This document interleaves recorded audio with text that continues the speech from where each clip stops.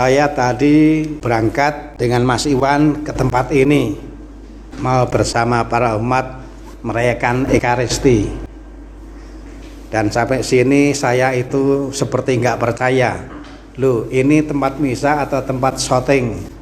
Kok banyak artis? Soalnya hari ini saya lihat lebih dari biasanya. Yang perempuan ini saya lihat lebih cantik dibandingkan biasanya. Yang laki-laki juga lebih ganteng dari biasanya. Saya renungkan, ternyata pakaian itu memang berpengaruh, ya kan? Ternyata pakaian warna putih yang kita pakai ini juga membuat wajah kita lebih berbinar. Ternyata meskipun sudah tua, ketika pakai baju putih ya memang tambah cantik. Ini pakaian. Maka kita bisa mengerti mengapa kalau orang itu mau belanja pakaian, lihat-lihat. Karena apa? Karena yang namanya pakaian itu juga memberi pengaruh. Betul tidak? Betul. Nah, pakaian itu memberi pengaruh yang sifatnya lahiriah. Itu baik juga. Karena apa? Karena hidup kita ini kan juga ada yang sifatnya lahiriah. Itu adalah pemberian Tuhan. Jadi kalau kita menggunakan pakaian yang membuat yang lahiriah ini nampak bagus, itu salah satu cara menghargai apa yang diberikan oleh Tuhan.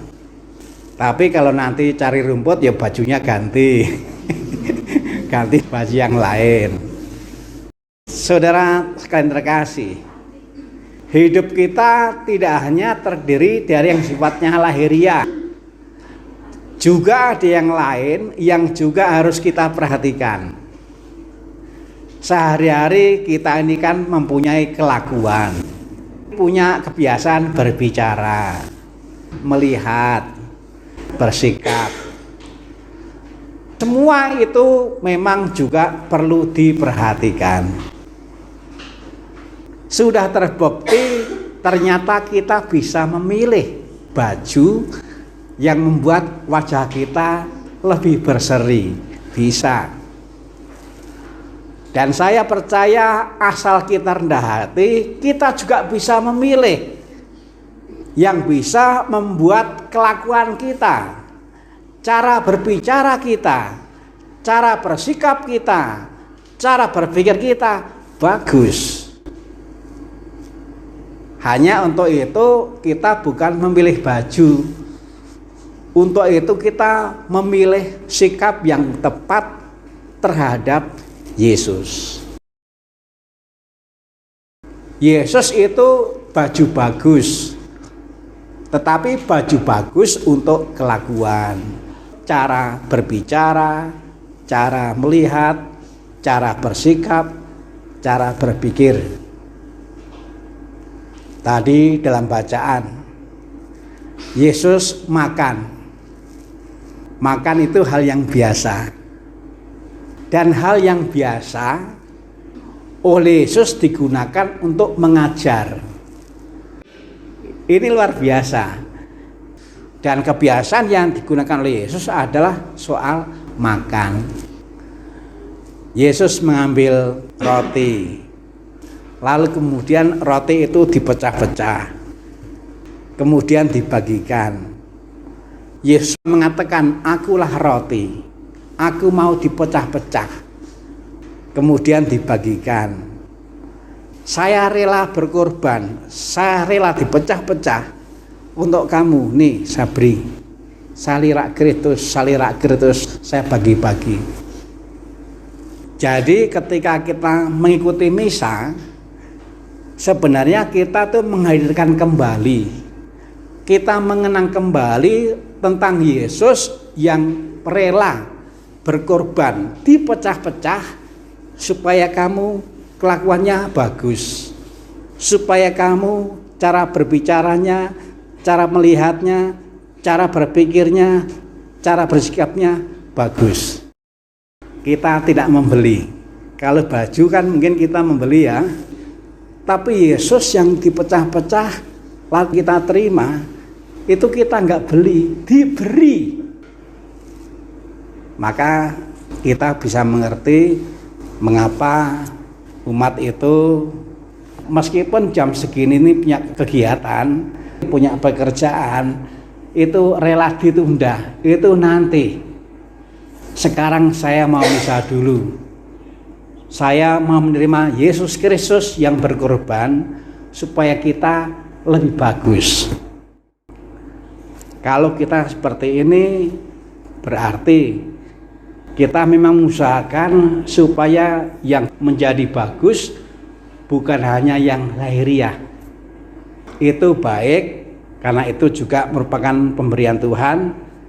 Tapi kita juga mau berusaha supaya kelakuan kita, cara berbicara kita, cara bersikap kita, cara melihat, cara berpikir itu juga bagus. Dan kita bersyukur karena untuk itu Yesus mau membantu kita. Lalu kalau kita mengikuti misa Kamis Putih itu, dalam bacaan kan juga disebutkan ada acara mencuci kaki. Mencuci kaki berarti membersihkan, menyucikan. Jadi Yesus itu berkorban, rela dirinya diberikan kepada kita dalam rangka supaya dibersihkan, disucikan. Siapa yang tidak kepengen kelakuannya bersih? Siapa yang tidak kepengen cara berpikir, cara berbicara, cara bersikap, cara melihat bersih, suci? Siapa yang nggak kepengen? Para umat di sini kepengen nggak? Pengen. Kalau orang itu mendengarkan kata-kata yang suci, yang bersih itu enak. Beda dengan kalau kita mendengarkan kata-kata yang kotor, beda. Semua orang kepengen mendengar kata-kata yang bersih, yang suci. Dan kita bersyukur karena Tuhan Yesus itu membantu kita untuk itu. Maka saya bersyukur betul. Umat di sini semangat menunda mencari rumputnya, menunda pergi ke ladangnya, menunda pergi ke sawahnya, menunda masaknya, supaya kita bisa mengikuti misa, supaya kita bisa mengenang Yesus yang berkorban menyucikan diri kita. Dan juga bersyukur karena bukan hanya semua bisa mengikuti misa, tapi yang saya lihat di sini kan yang misa ini nggak ada yang datangnya itu terlambat, nggak ada, betul kan? Di sini yang saya lihat tidak ada umat yang misa datangnya terlambat. Mungkin kalau pulang ada yang terlambat karena belum bangun, ketiduran di gereja. Nggak ada. Yang datang nggak ada yang terlambat, yang pulang ada yang terlambat karena belum bangun. Memang tidur ketika misa itu enak kok, nggak diganggu. Yang paling belakang senyum-senyum.